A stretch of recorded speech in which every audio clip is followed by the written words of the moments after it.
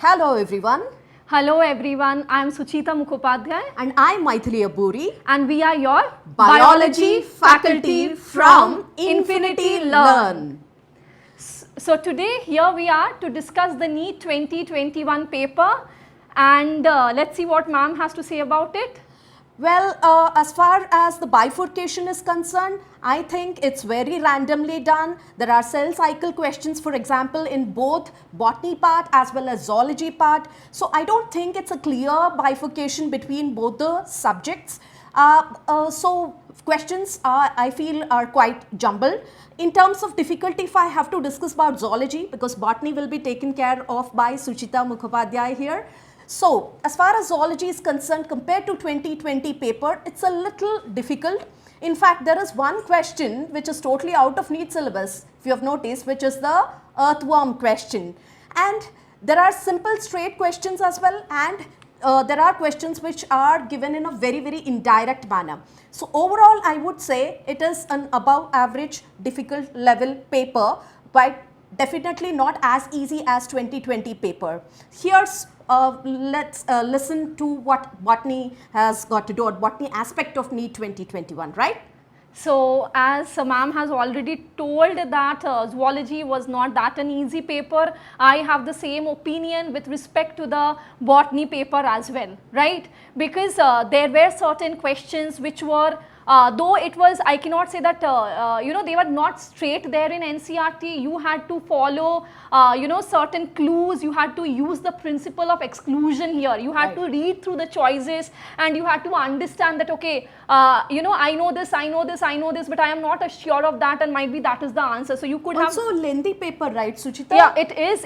Definitely, as ma'am has rightly said, it's a very, very lengthy paper. Not, if I don't say very, very, is too much of an exaggeration, but actually it's quite a lengthy paper. Like you have to actually read the question, take some time, right, I guess. Right.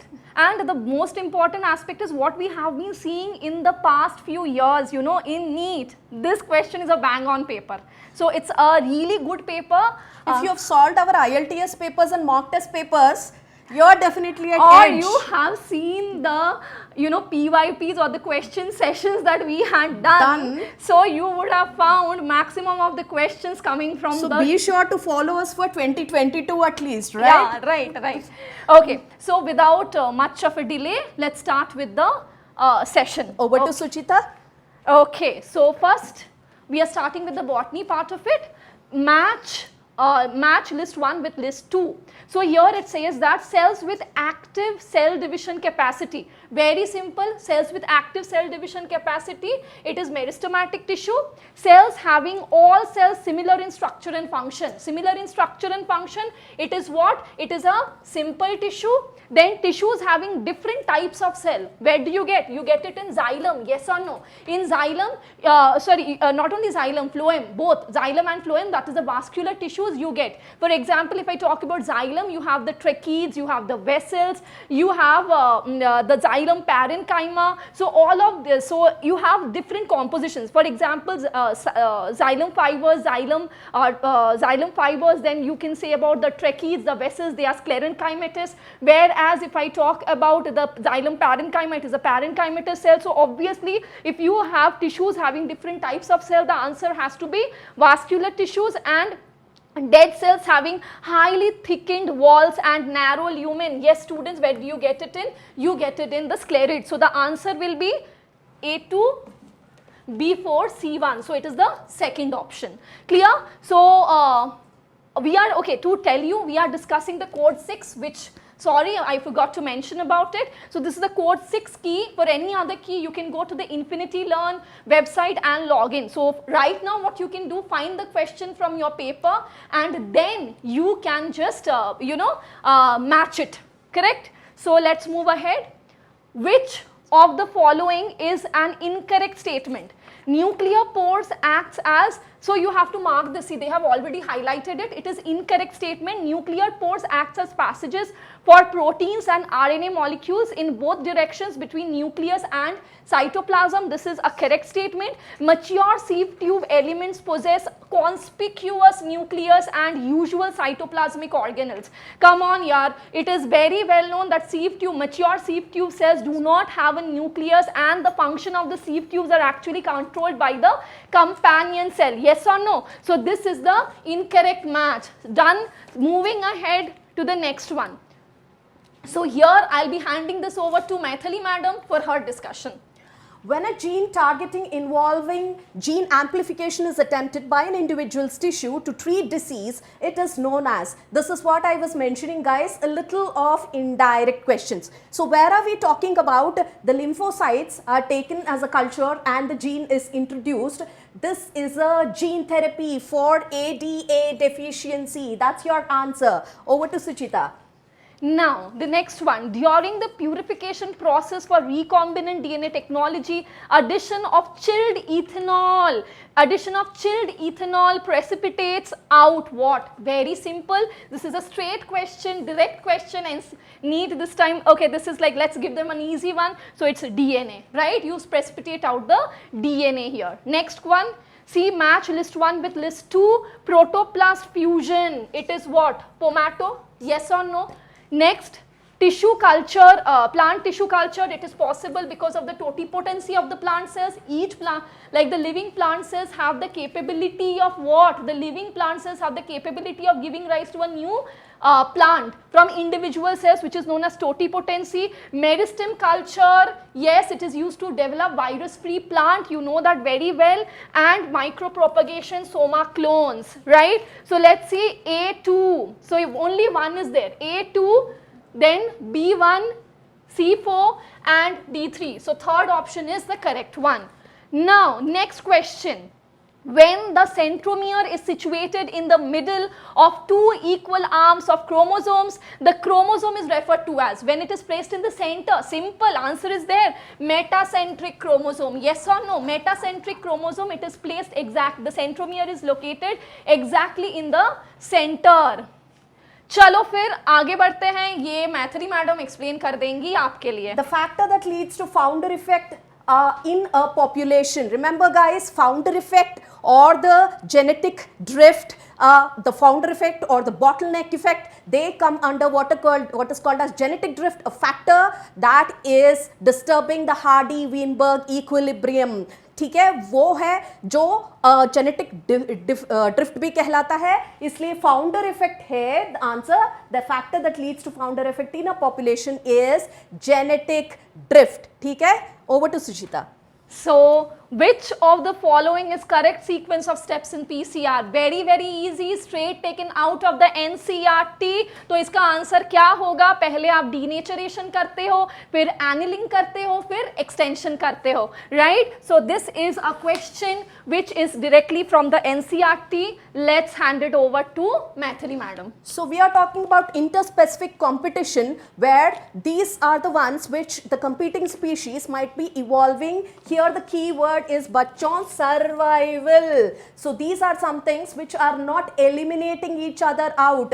They are evolving a mechanism for a survival. Remember warbler bird species, 5 of them existed in the same habitat because of the different foraging habitats. So what's our answer? Resource partitioning, right? Over to Suchita. Yes, next question, again a straight question, a good one again. A typical angiosperm embryo sac at maturity is, you know it very well, 7-celled, 8-nucleated.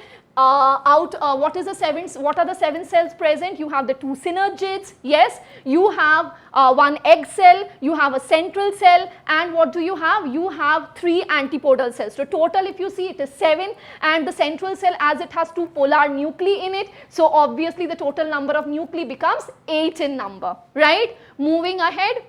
the site of perception of light in plants during photoperiodism is very simple. You know this very well.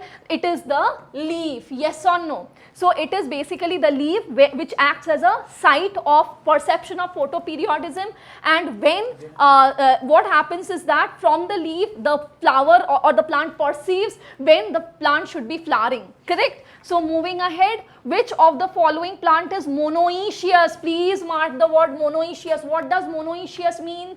Monoecious means that in the same plant the male and the female sex organs are present. In the same plant, एक ही plant है जहाँ पे male and female sex organs are present. Please do not forget. तो यहाँ पे क्या है? See, cycas जो है बेटा dioecious है. कैरी का पपाया क्या है? जो पपीते का पेड़ होता है, right? So that is again what? That is also dioecious. चारा बेटा, चारा it is mostly monoecious. चारा वॉलिची होता है जो dioecious होते हैं, लेकिन most of the चारा species it is monoecious. This is the correct answer. और Markensia आपको पता ही है कि it is a dioecious plant, right? Moving ahead. Again a very beautiful question here. बहुत सारे, एक चीज बता दूं, बहुत सारे मैच द फॉलोइंग आए हुए हैं. थोड़ा सा भी आप कोशिश करोगे तो काफी अच्छा नंबर आ सकते. पेपर लेंदी जरूर था, लेकिन थोड़ा सा शांत होके अगर आप किए होगे ये paper, so you will definitely get a good score here. Okay, चलो क्रिस्टे की बात करते हैं. क्रिस्टे कहाँ पे प्रेजेंट है? माइटोकॉन्ड्रिया में. So it is present in the infoldings of the mitochondria. It is known as cristae.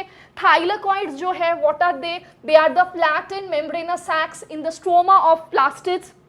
Centromere जो है प्राइमरी कॉन्स्ट्रिक्शन इन क्रोमोसोम्स, उसको हम सेंट्रोमियर बोलते हैं. सिस्टर्नी क्या है? देखो बेटा, अगर तुम लोगों ने सेशन फॉलो किया, मैंने बोला था कि नीट में क्रिस्टे और सिस्टर्नी एक साथ देगा. मैंने तुम लोग को एक इजी क्वेश्चन बना के दिया था and I specifically told you कि नीट में क्रिस्टे और सिस्टर्नी आएगा. मैंने तुम लोगों को मोस्ट एक्सपेक्टेड क्वेश्चंस में ये डाल दिया था. तो अगर तुम लोगों ने वो नहीं देखा था, इट्स योर बैड. सो ये disc shaped sacs in the Golgi होता है. So it is A3. तो यहाँ पे है देखो A3, then it is B4, then C1, right, and D2. So ये 4 सही है. करेक्ट. चलो आगे बढ़ते हैं. This is again a beautiful question. देखो ये ट्रांसपिरेशनल पुल उस पर्टिकुलर पार्ट से आया है. Very nicely made question in the form of again a match the following. Cohesion क्या होता है बेटा? कोहेशन होता है mutual attraction amongst the water molecules, right. तो mutual attraction amongst the water molecules होता है कोहेशन. एडहेशन की अगर बात करूं, so it is the attraction towards polar surfaces. Surface tension की अगर बात करूं, so attraction, more attraction in the liquid phase. और अगर गटेशन की बात करूं, so water loss in liquid phase, water loss in liquid phase. So the answer will be A2, then it will be B4, right, then C1, D3. So 114, it is the second answer or second point which is correct. Moving ahead, again another match the following. बहुत सारे match the following दे रहे हैं आजकल NEET, right. So you see lenticels क्या है? lenticels आपको बहुत अच्छे से पता है कि they are helping in the exchange of gases, right. तो ये हो गया lenticels. अच्छा, कॉर्क कैम्बियम को हम लोग और क्या बोल सकते हैं? फेलोजेन बोल सकते हैं. चलो तो फेलोजेन मार्क कर दो. Secondary cortex during the extrastelar growth, cork cambium gives rise on the inner side to the secondary cortex, जिसको हम क्या बोलते हैं बेटा? फेलोडर्म बोलते हैं. और कॉर्क क्या है? कॉर्क सेल्स में आपको पता ही है, they have suberin deposition. Yes और no? They have suberin deposition. So it is A3. Come on यार, एक ही में दिया हुआ है. देखो A3, B1, C4 and D2, right. सबको समझ में आ गया? Let's move ahead. The term used for transfer of pollen grains. Question देखने में बड़ा है यार, बहुत तुम लोगों को थोड़ा सा तंग करने के लिए, ज्यादा नहीं, क्वेश्चन बस लंबा लंबा दिया है लेकिन आंसर इज वेरी इजी, ठीक है।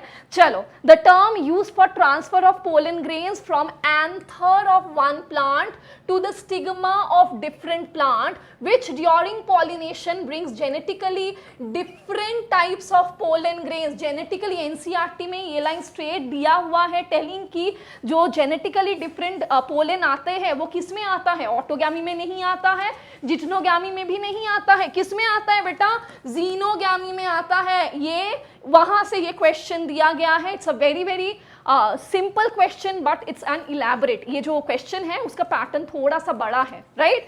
So it is the second option. Moving ahead, which of the following is not an amplification of application of PCR। PCR किसमें यूज नहीं होता है? देखो PCR बेटा डिटेक्शन ऑफ जीन म्यूटेशन में use हो सकता है, मॉलिक्यूलर डायग्नोसिस में भी यूज हो सकता है, एम्प्लीफिकेशन ऑफ जीन ऑब्वियसली ये तो डायरेक्ट यूज ऑफ PCR है, इसमें भी यूज हो सकता है, लेकिन PCR जो है it is not used for purification of isolated DNA, sorry isolated protein, इसका प्यूरिफिकेशन तो ये बिल्कुल नहीं कर सकता।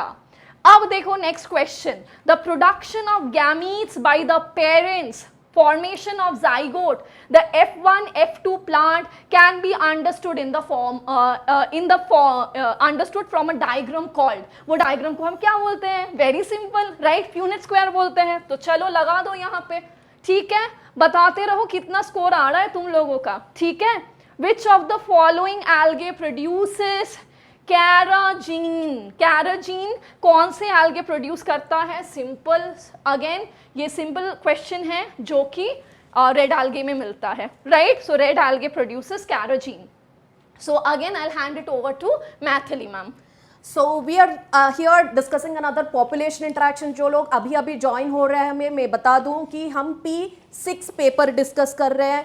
So I'm just mentioning code for those who are joining now, right? So organisms and populations, I kept telling you throughout, this is a very very important chapter from which population interactions definitely a question is expected। So here we are discussing amensalism। amensalism में क्या होता है बेटा कि one species, one of the interacting species is something that is remaining neutral, neither harmed nor benefited, but other is harmed। Same question is given in previous year where they talked about penicillin, the production, amensalism। Here what are we discussing? One is something that is being harmed, species A, B is remaining neutral। So what do we have the option 2? So please keep typing your scores as well as you see, tell us how many questions you are getting right? So next question will be discussed by ma'am। Okay, moving ahead, which of the following stages of meiosis involves division of centromere? यार anaphase 1 में centromere का division नहीं होता है, right. Meiosis 1 में there is no division of the centromere, correct. Division of the centromere कहाँ पे होता है बेटा? एनाफेज 2 में होता है, राइट। एनाफेज 2 में डिविजन ऑफ और या फिर स्प्लिटिंग ऑफ सेंट्रोमियर वो देखा जाता है। एनाफेज 1 में क्या होता है? The homologous chromosome separate and they start moving towards the opposite pose. Homologous chromosome separate होके ऑपोजिट पोज में जाते हैं, लेकिन स्प्लिटिंग ऑफ सेंट्रोमियर वो कहाँ ऑब्जर्व होता है? एनाफेज 2 में, right. Moving ahead, next, complete the flow chart on central dogma. यार सेंट्रल डॉगमा पूरा बायोलॉजी का एकदम पिवोट पॉइंट है, इसके बिना कुछ नहीं हो सकता। Very commonly asked question in, right. चलो तो फिर ए क्या होगा बेटा? DNA is forming, autocatalysis of DNA क्या होता है बेटा? रेप्लिकेशन होता है, यस और नो। फिर देखो डीएनए से आरएनए क्या बोलते हैं हम इस प्रोसेस को? Obviously you guys know it, that is known as transcription, yes और नो। फिर हम लोग क्या पता है एमआरएनए से क्या बनता है बेटा? एमआरएनए से by the process of translation protein बनता है। By the process of translation यहाँ पे प्रोटीन बनता है। तो देखो ए बी सी डी सबका आंसर हमको मिल गया। कौन सा है बेटा? A replication, B transcription, C translation and D is protein. Good to go. चलो फिर आगे, mutation in plant cells can be induced by. NCERT में ना छोटा सा म्यूटेशन ब्रीडिंग में एक ब्रैकेट के अंदर लिखा हुआ है गामा रेडिएशन। हम जब भी कोई भी म्यूटेशन प्लांट ब्रीडिंग में इंट्रोड्यूस करते हैं, that is with the utilisation of the gamma radiation. और ये भी काफ़ी we generally tell it this in the class, ये एनसीईआरटी में ही है। और ये कभी कभी हम लोग तो म्यूटेशन में भी पढ़ाते हैं, बट या this is again from NCERT. Gamma mutation use होता है in the plant cells. Moving ahead, this will be discussed by ma'am. In the equation, GPP minus R is NPP. GPP, you know guys, is gross primary productivity. NPP is net primary productivity. So what are we losing in between? What is being subtracted? It is the respiratory losses. Right? You know the formula. It's quite simple. Option 1, respiration losses is what is represented by R. चलो और दो question सुचिता ma'am को दे देती हूँ. She is coming right now. Okay, another beautiful question here. Plants follow different pathways in response to environment or phases of life to form different kinds of structures. And this ability is called, it is called plasticity. और ये हम लोग an example of plasticity is heterophyly. आप लोग heterophyly कहाँ observe कर सकते हो? Cotton, larkspur, coriander, buttercup, इन सब में आप लोग heterophyly observe कर सकते हो. So the answer, my dear student, is plasticity, right? चलो फिर the plant hormone used to destroy weeds in a field is auxin. कौन सा auxin? 2,4-D. yes or no? 2,4-D, it is utilized, students, to destroy the weeds in any field. Chalo, again we'll give it to ma'am. Which of the following statement is not correct? What did I tell you in our practice sessions? Wherever there is not, incorrect. Luckily for you, it is given in bold, right? So here is one question that is given not. Pyramid of numbers in a grassland of ecosystem is upright. That's right. What do you think, guys? Pyramid of biomass in sea is generally inverted. That is also right. Pyramid of biomass in sea is generally upright. There we have our wrong statement, right? I did tell you, interact with you, that this particular question about pyramids in before, when we were discussing previous year papers also, pyramid of energy on the other hand is always upright, right? On the other hand, the pyramid of biomass in sea is something that is generally inverted. So when this is correct, obviously this is the incorrect statement and our right option. Hopefully all of you got it right, those who watched our previous year sessions, right? Chalo jaldi subscribe karo, Infinity Learn, right? Now over to Suchita. Okay, तो बेटा जेमा are present in, क्या लगता है यार answer क्या होगा? जल्दी बताओ, चैट बॉक्स में बताओ, जल्दी बताओ क्या लगता है? जेमा आर प्रेजेंट इन, आंसर क्या होगा? It is present. आप बोलोगे कि जेमा काउस मैडम ये तो मार्केंशिया में होता है। मार्केंशिया क्या है यार? मार्केंशिया है लिवरवॉट। यस और नो? मार्केंशिया होता है liverwort. So the answer will be some liverworts, right? Some liverworts में you find gemma cup. Okay, the first stable product of CO2 fixation in sorghum is, बेटा यहाँ पे directly कौन से cycle है वो नहीं दिया है। They did not give directly कि ये C4 साइकिल है कि ये C3 साइकिल है। Yeah, we were here. Very sorry. So now 129 में हम लोग थे. So here basically यहाँ पे directly आप लोगों को ये नहीं बोला गया है कि कौन सा it's a C3 साइकिल या C4 साइकिल या C4 प्लांट। बेटा आप लोग बताओगे चैट बॉक्स में सॉर्गम क्या है, C3 या C4? Yes, it is a C4 plant. और C4 प्लांट में जो फर्स्ट स्टेबल प्रोडक्ट होता है आफ्टर CO2 फिक्सेशन, ये क्या होता है बेटा? It is oxalo acetic acid. 129, the correct option is 3। चलो बेटा नेक्स्ट करते हैं।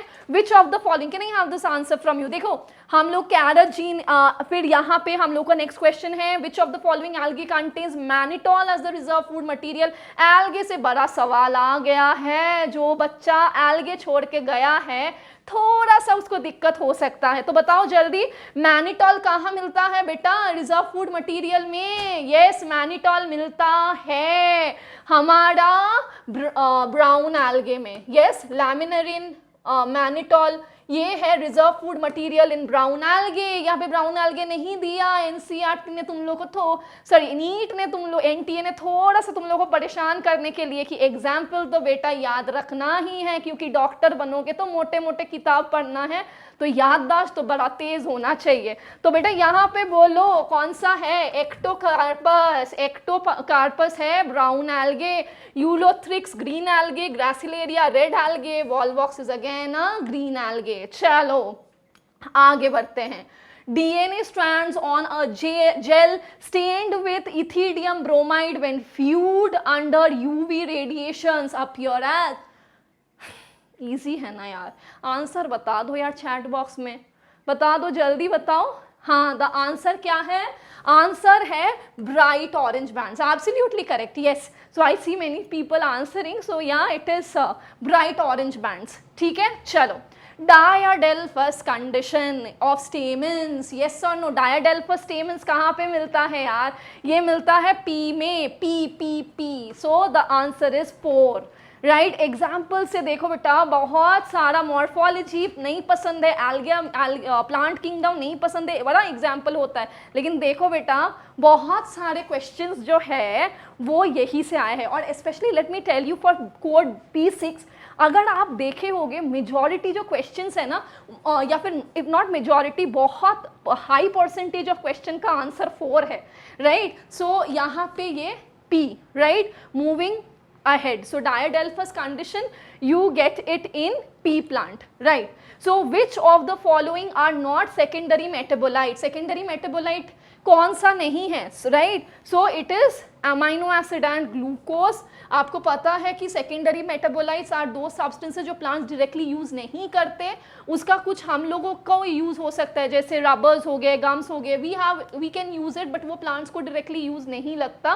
सो इसलिए the answer is amino acid and glucose. You know that amino acid and glucose के बिना प्लांट का सर्वाइवल तो पॉसिबल ही नहीं है, right. Moving ahead, the amount of nutrients such as carbon, nitrogen, phosphorus and calcium present in the soil at any given time is referred to as, कहाँ से है ये क्वेश्चन, बताना जरा, बताओ तुम लोग। हाँ, ये क्वेश्चन कहाँ से है, न्यूट्रिएंट साइक्लिंग से है, कहाँ, क्या आंसर है, बहुत ईजी है, हाँ या ना, स्टैंडिंग स्टेट है, सिंपल डायरेक्ट क्वेश्चन है ये। फिर genera like Selaginella and Salvinia produce two kinds of spores, such plants are known as, जो दो, यार ये तो एकदम फोकट वाला क्वेश्चन है कि आ जा 1 मार्क्स तो ले ले, क्यों रोना, है ना।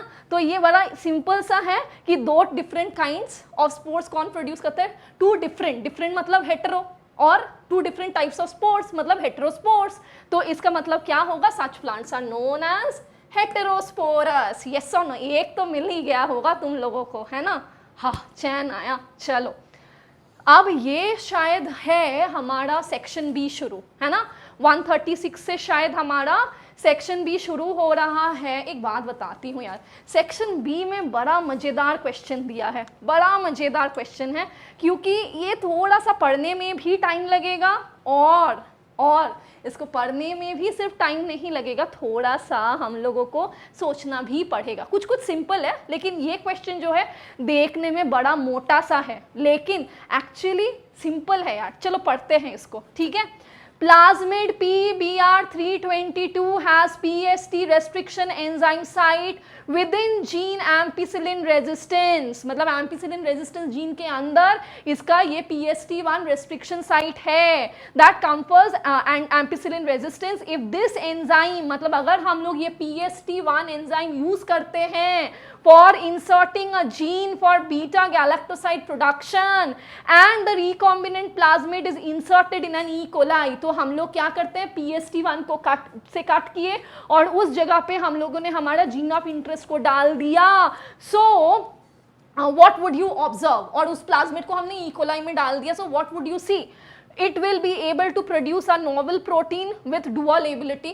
ऐसा कुछ नहीं है, ये simply concept of insertional inactivation, यार ये बड़ा इंपॉर्टेंट है यार। जब भी हम लोग कोई प्लाज्मिड, स्पेशली मतलब प्लाज्मिड के अंदर अगर कोई हमारा जीन है, सिलेक्टेबल मार्कर है, वो सिलेक्टेबल मार्कर के अंदर हमारा क्या है, रेस्ट्रिक्शन एंडोन्यूक्लियस साइट है, वहाँ पे हम लोग रेस्ट्रिक्शन एंजाइम से कट करके हमारा जीन ऑफ इंटरेस्ट डाल देते हैं, तो फिर क्या होता है, वो सिलेक्टेबल मार्कर का एक्सप्रेशन लॉस्ट हो जाता है, that is known as what, it is known as insertional inactivation. तो फिर यहाँ पे आंसर क्या होगा कि एम्पिसिलिन रेजिस्टेंस जीन पहले एज इट इज था, लेकिन अब वो एम्पिसिलिन जीन के अंदर हम लोगों ने क्या डाला, हमारा जीन ऑफ इंटरेस्ट डाल दिया, तो इसकी वजह से एम्पिसिलिन का जो एक्सप्रेशन होगा that will be lost, that means the E coli cells will no longer be resistant to ampicillin, so it will not be able to confer ampicillin resistance to the host cell. So 136 answer 2i. So we are back once again. So in some members of which of the following pairs of families pollen grains retain their viability for months after release? क्या लगता है बेटा answer क्या होगा, जल्दी बताओ, है ना, क्या आंसर होगा, ऑब्वियसली रोजेसी और लेग्यूमिनेसी, राइट, फबेसी नहीं है यहाँ पे, सो यू नो, सॉरी रुको एक मिनट बस, चलो पेन ले लेते हैं, तुम लोग वेट कर रहे हो तो थोड़ा सा इधर उधर हो जा रहा है ना, अरे चलो, तो in some members of which of the following pairs of families pollen grains have viability for months, ये डायरेक्ट क्वेश्चन है यार, तो यहाँ पे आंसर क्या हो जाएगा, रोजेसी और लेग्यूमिनेसी, यस और नो, ये सही है। चलो फिर आगे बढ़ते हैं, आइडेंटिफाई द करेक्ट स्टेटमेंट, मैं बताई थी ना सेक्शन बी में लंबा लंबा क्वेश्चन दिया है और क्वेश्चंस है, स्टेटमेंट्स काफी लंबे हैं लेकिन इजी है, थोड़ा सा अगर धक धक कम कर सकते थे एग्जाम हॉल में तो जरूर तुम लोग, you must be rocking right now, है ना।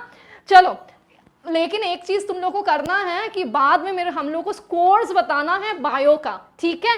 चलो, so identify the correct statement, फिर करेक्ट को भी ये लोग बोल्ड में कर दिए हैं for your you know for you to understand it easily. Split gene arrangement is a characteristics of prokaryotes, नहीं ना, यूकैरियोट्स का कैरेक्टरिस्टिक फीचर है। हम ये पोस्ट ट्रांसक्रिप्शनल में मॉडिफिकेशन में क्या होता है बेटा, जो इंट्रॉन्स है उसको हम काट के निकाल देते हैं, हम नहीं करते, स्प्लाइसियोसोम्स करते हैं, सो वो निकल जाता है, फिर एक्सॉन्स कनेक्ट हो जाते हैं और फिर बनता है हमारा एकदम हैंडसम सा mRNA after tailing and capping as well, right. तो ये स्टेटमेंट तो गलत हो गया। In capping methyl guanosine triphosphate is added at the 3' end of the HNRNA। हमेशा मैं अपने बच्चों को बोलती हूँ बेटा 3 starts with T, telling also starts with T, तो फिर telling is in the 3' and 5' and में होता है हमारा कैपिंग। तो ये जो कैपिंग होता है ये 3' में नहीं बेटा, ये 5' में होता है। easy for remembering also. Now polymerase, RNA polymerase binds with Rho factor to terminate the process of transcription in bacteria. एकदम सही जवाब, बन गए आप कौन करोड़पति इसी सवाल के साथ, है कि नहीं।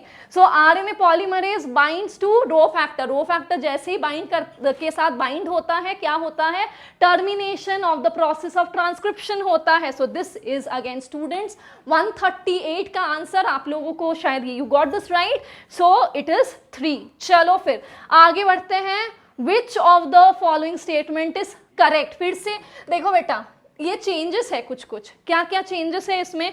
ये चेंज यहाँ पे ये है कि अगर आप प्रीवियस नीट पेपर्स देखोगे ना तो उसमें इनकरेक्ट का जो नंबर होता है वो काफ़ी ज़्यादा पूछा जाता है, लेकिन इसमें ऑलमोस्ट इक्वल पूछा है करेक्ट इनकरेक्ट, राइट। तो चलो देखते हैं, some organisms can fix atmospheric nitrogen in specialised cells called sheath sales.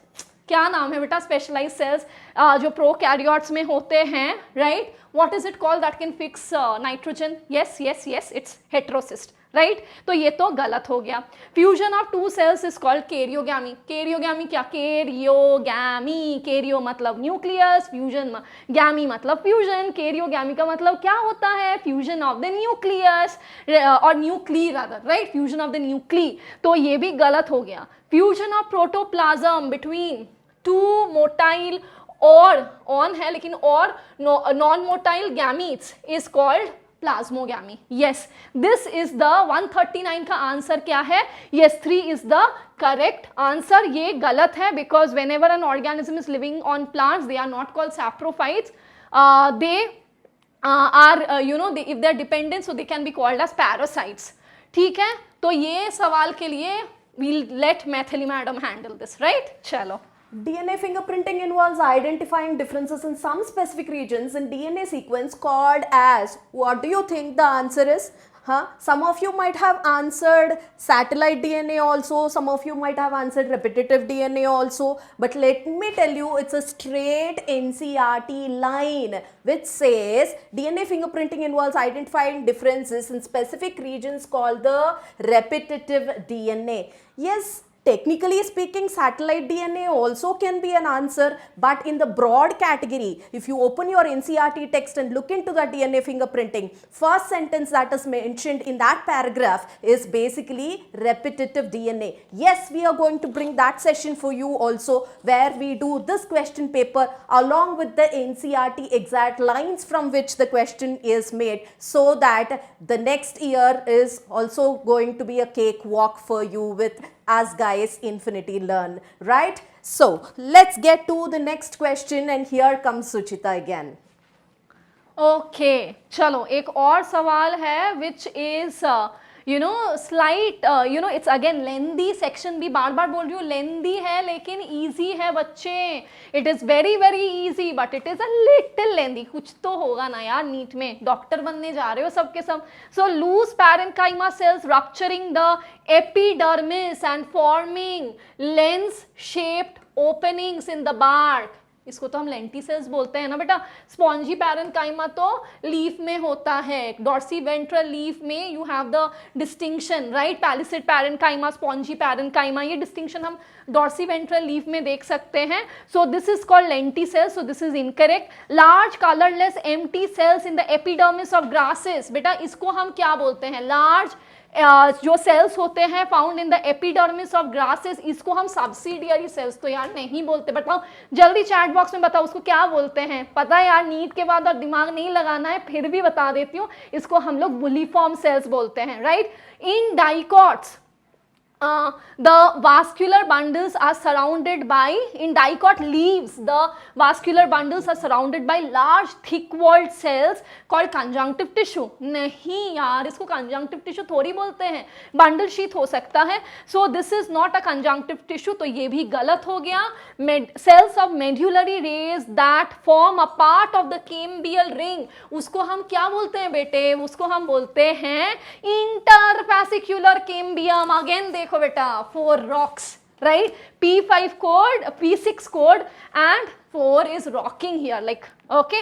चलो फिर अब फिर पूछ रहा है इनकरेक्ट. काफी like you can you see something, क्या देख सकते हो कि काफी ज्यादा यार, काफी ज्यादा जो क्वेश्चंस हैं वो करेक्ट इनकरेक्ट है. मैच द फॉलोइंग भी काफी है. It's a good paper, it's really a good paper this time, right? मजा आ रहा है सॉल्व करके, right? तुम लोग जो पूरे साल भर मेहनत किए हो, मजा आया ना सबको इस पेपर को सॉल्व करके. चलो इनकरेक्ट ढूंढना है. Oxidation reduction reaction produce proton gradient in respiration. Obviously this is correct thing, है ना? हम लोग इलेक्ट्रॉन ट्रांसपोर्ट सिस्टम में ये पढ़ चुके हैं. During aerobic respiration the role of oxygen is limited to the terminal stage. ये भी correct है. You know that oxygen is the terminal electron acceptor. Ultimately वो electron को accept करके it ultimately forms what? It forms metabolic water. Yes or no? तो ये भी correct है. In ETC, electron transport chain या electron transport system as you want to call it, one molecule of NADH gives rise to 2 ATP molecules. यार नहीं यार, 1 NADH is equal to कितना?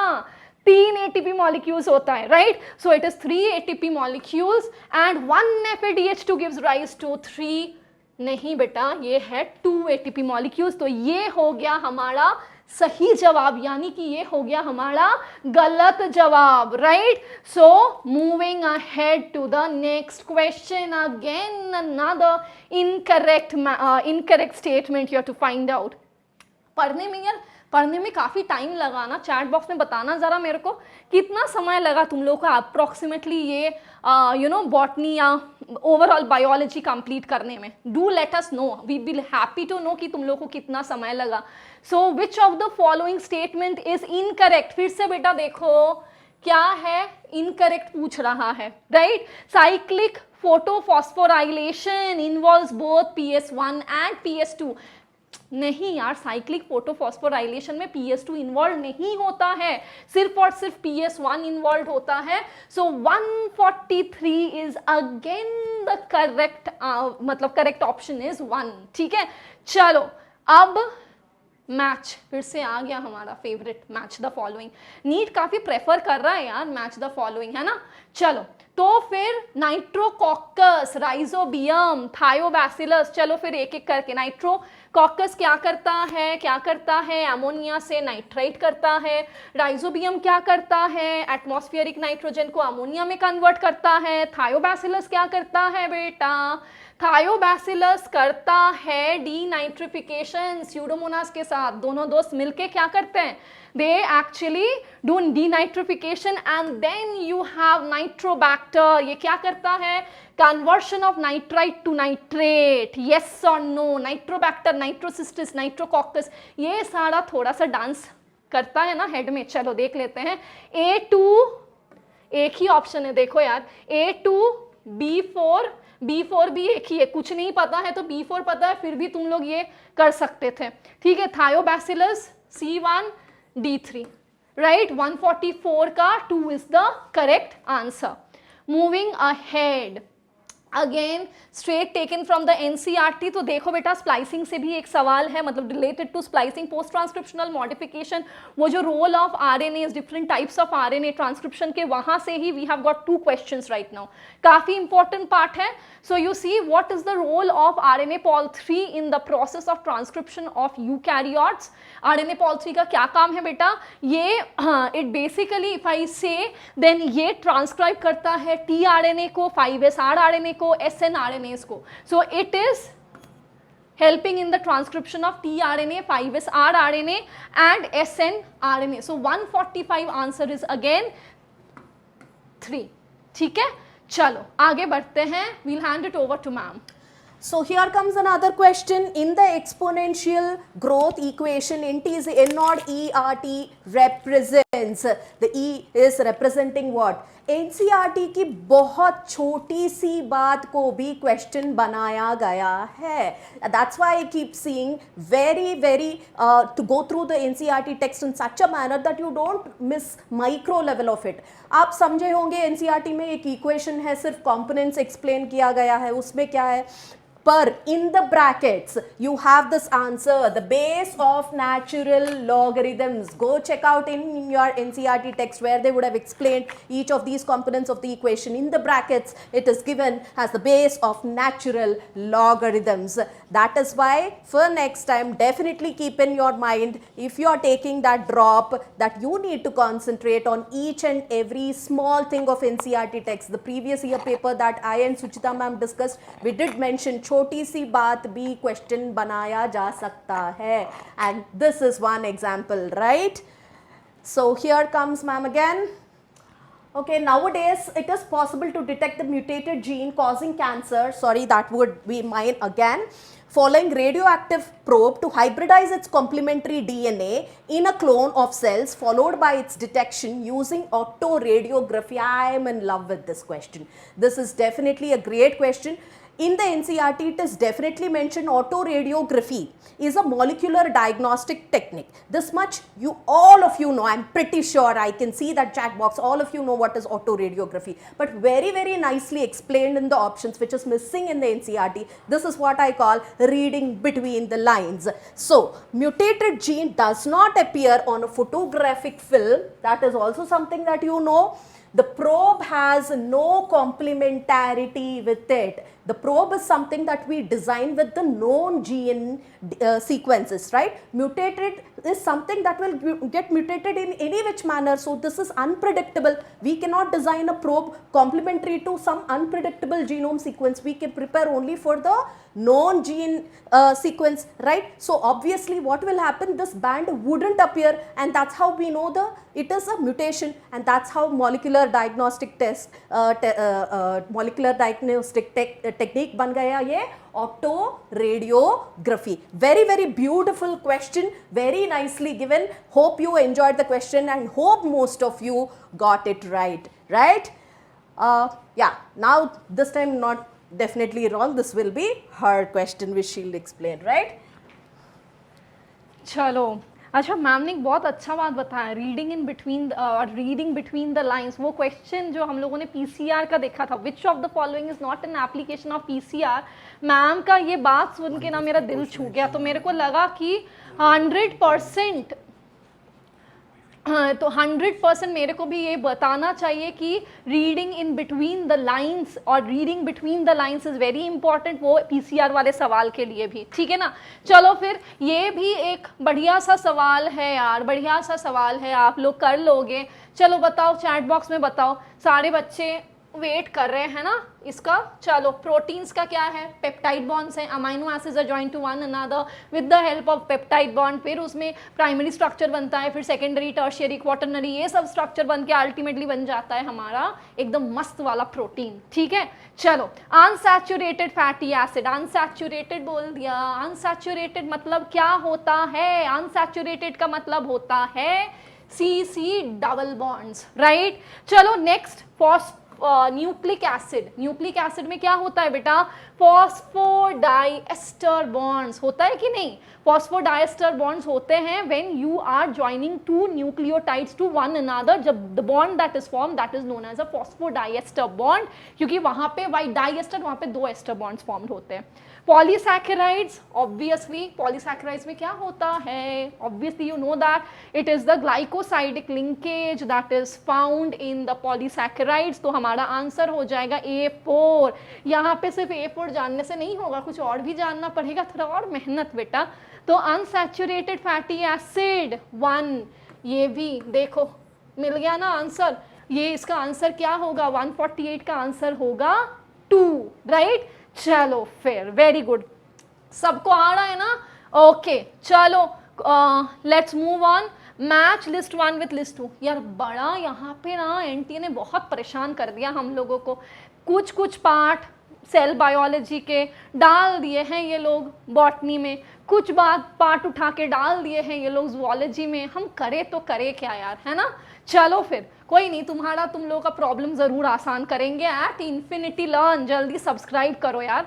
So match list 1 with list 2। तो S phase क्या होता है, S phase वो phase होता है जहां पे डीएनए रेप्लिकेशन होता है, तो ये हो गया एस फेज। बेटा ये सेम कॉन्सेप्ट पे से और क्वेश्चन है, इफ यू रिमेंबर, कुछ 8 क्रोमोसोम के साथ एक और भी ये है। तो फिर let us just see this. तो एस फेज के साथ हमारा यहाँ पे क्या होगा, डीएनए रेप्लिकेशन मैच हो जाएगा। ओके, G2 फेज के साथ ऑब्वियसली इस फेज में प्रोटीन सिंथेसिस होगा। You will say that ma'am G1 phase में भी हो सकता है, but you have to select what the most appropriate answer, है ना। तो उसके बाद क्वाइसेंट स्टेज क्या है, quiescent stage is an inactive stage. Quiescent stage क्या है, it is an inactive stage that is called the G0 stage. When the cells do not want to continue the process of cell division, they enter a phase which is known as the G0 phase, where they are in metabolically active state but they do not divide until they are called upon to do so, until they are called upon to do so, ठीक है। तो चलो, और G1 phase में क्या होता है, you know कि G1 फेज आता है माइटोसिस के बाद और S फेज से पहले। So you see interval between mitosis and initiation of DNA replication. So it is A4, then it is G1, A4, G1, C2, D3. So again 4 is rocking, 4 is actually rocking in this paper. Now families ना, बड़ा बहुत अच्छा लगता है ना families। हाँ बोल रहे होगे तुम लोग, हाँ मैडम आपको अच्छा लगता होगा, हमें तो नहीं लगता। लेकिन देखो अच्छा लगता है तो ऐसे क्वेश्चन देख के मज़ा आता है ना। जो लोग पूरे साल भर पढ़े हैं एकदम से रट रट के मर मर के, तो उन लोगों के लिए तो they deserve a good paper, right. So beautiful paper with all the families given. तो देखो K5 C1 + 2 + 2 इन ब्रैकेट्स, ये देख के ही पता चल जा रहा है ये कहाँ पे मिलेगा। जल्दी बताओ यार, ये कहाँ पे मिलता है। ये मिलता है हमारा फैबेसी फैमिली में, वेक्सिलरी एस्टिवेशन, यस और नो। A9+1 अभी आया था डायडेल्फस कंडीशन, पढ़ाई अभी मैंने डिस्कस किया। डायडेल्फस कंडीशन P में होता है 9+1, देख लो, 9 fused 1 free, right. And G1 right और मैंने अगर आप लोगों को याद है तो मैंने आप लोगों को एक ट्रिक सिखाई थी PYP कराने दौरान.